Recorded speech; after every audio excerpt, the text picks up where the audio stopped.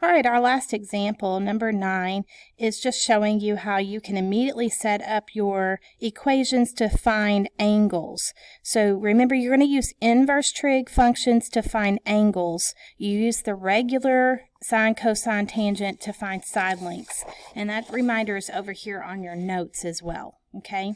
So we're going to be finding the measures of angles B and C in example 9. And I'll just do it on the notes here. So to find the measure of angle B, it wants us to use inverse sine. Now we could have used anything because we know all three sides. So we could have used inverse cosine, inverse sine, or inverse tangent. But when it says to use inverse sine, I know I need the opposite over hypotenuse ratio here from angle B's perspective. So from angle B, the opposite side is the 15. So that has to go into the numerator.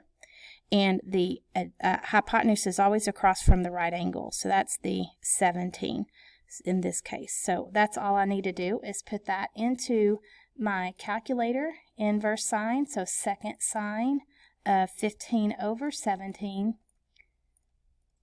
will give me the 62-degree answer here. So we're going to the nearest degree. So that's 62 degrees. The last one is asking me for the measure of angle C. So this time we're going from angle C's perspective, writing the inverse cosine. So cosine is adjacent over hypotenuse. So from angle C's perspective, the adjacent is the 15. So now this is my adjacent, and that goes in the numerator. And the hypotenuse is still 17. So our ratio is the same, but we're not going to get the same answer because this time we're doing inverse cosine, not inverse sine.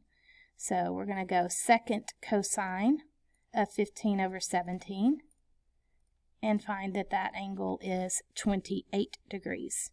Now, just to make sure this answer makes sense, since this is 90 degrees, these angles have to add up to be 90, and they do. So that is the correct answer. All right, that is it for this lesson. Good luck on your homework.